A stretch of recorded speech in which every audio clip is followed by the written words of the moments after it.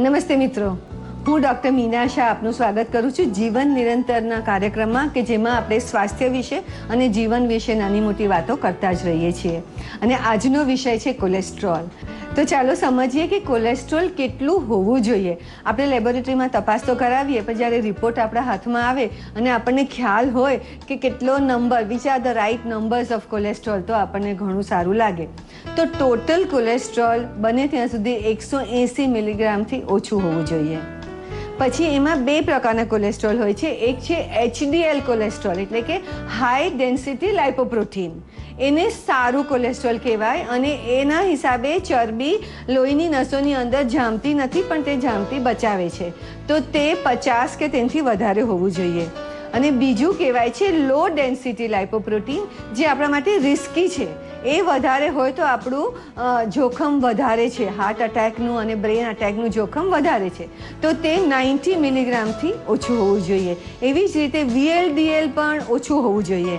અને જે આપણે બધા જાણીએ છીએ કે ગુજરાતી લોકોમાં ટ્રાયગ્લિસરાઇડ્સ બહુ જ વધારે છે, કારણ કે આપણે ચરબીવાળું તો વધારે ખાઈએ છીએ, પણ ગળ્યું પણ વધારે ખાઈએ છીએ.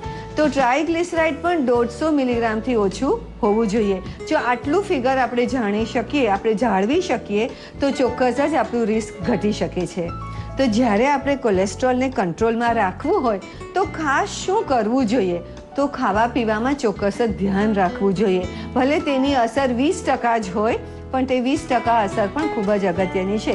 તો આપણે જે આડેધડ તળેલો ખોરાક ખાઈએ છીએ, રસોઈ કરવામાં બહુ જ બધું તેલ અને ઘી વાપરીએ છીએ, તેને બંધ કરવું જોઈએ. રસોઈમાં ઓછામાં ઓછું ઘી અને તેલ વાપરવાનું છે. રસોઈના વઘારમાં તમે દાળ વઘારો તો 10 ચમચીથી વઘારો કે 2 ચમચીથી વઘારો, એમાં સ્વાદમાં ફરક પડતો નથી. પણ આપણે જો કોન્શિયસ હોઈએ તો વઘારમાં ઓછામાં ઓછું તેલ વાપરી શકીએ છીએ. ઇવન મોણમાં આપણે ગુજરાતી લોકોને ભાખરી ખાઈએ તો બહુ જ બધું મોણ નાખીને ભાખરી બનાવીએ, તો એ તેલ બહુ જ વપરાઈ જાય છે. તે પણ ઓછું કરવું જોઈએ. અને તળેલા નાસ્તા જે આપણે રોજ ખાવાની ટેવ છે, સવાર, બપોર, સાંજ, ક્યારે પણ આપણે તળેલો નાસ્તા ખાવા તૈયાર જ હોઈએ છીએ. પછી તે દાળવડા હોય, બટાકાવડા હોય, ગાંઠિયા હોય, ચવાણું હોય, બધાના ઘરોમાં કે આપણે જ્યારે પણ બહાર જઈએ ત્યાં બધું ખાતા જોઈએ છીએ. તો આ બધું જ આપણે મિનિમમ કરવું પડશે. આપણે સાવ બંધ ન કરીએ તો વાંધો નહીં, પણ એની જગ્યાએ ઓલ્ટરનેટિવ વિચારવા પડશે. કે જો આપણે અત્યારે હું તમને વાત કરું તો આપણી સામે નાસ્તામાં શું છે, તો અહીંયા છે મમરા.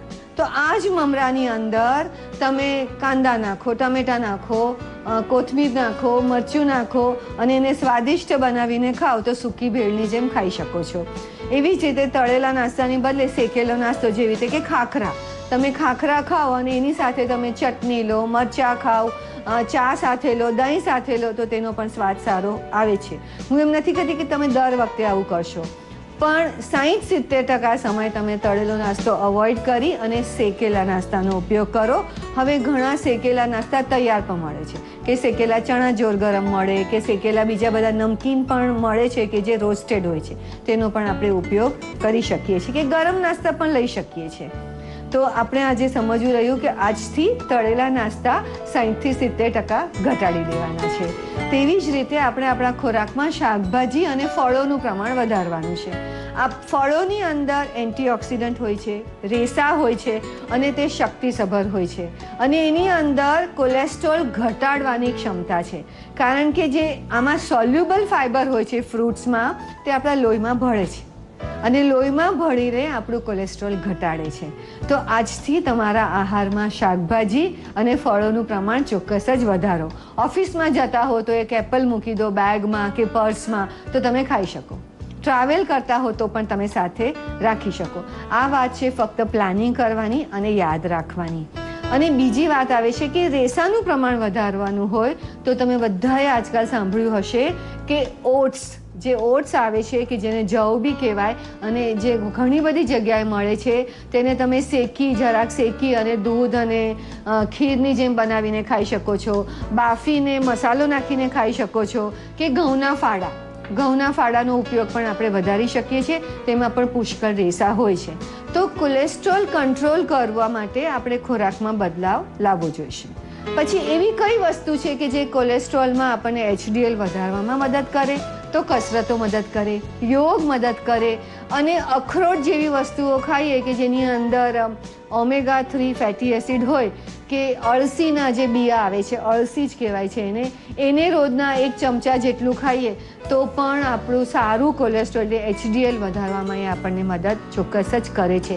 જે લોકો પણ નોન વેજીટેરિયન હોય તે ફિશ ખાય એટલે માછલીનો આહાર ખાય તો તેની અંદર પણ ઓમેગા-3 ફેટી એસિડ હોય છે જે કોલેસ્ટ્રોલ સારું કોલેસ્ટ્રોલ વધારવામાં મદદ કરે છે. તો આજથી ભાઈઓ અને બહેનો તમારા કોલેસ્ટ્રોલને નિયંત્રણમાં રાખો અને જો ઉંમર 40થી વધારે થઈ હોય તો વર્ષે 2 વર્ષે તમારા ડૉક્ટરની સલાહ માંગી અને લિપિડ પ્રોફાઇલ એટલે કે કોલેસ્ટ્રોલની તપાસ પણ કરાવો. રોજ ચાલવા જાઓ, કસરતો કરો અને જો કોલેસ્ટ્રોલ વધ્યું હોય તો તેના નિયંત્રણ માટે ડૉક્ટરની સલાહ લો, ખોરાક વિશે અને જરૂર પડે તો દવાઓ વિશે.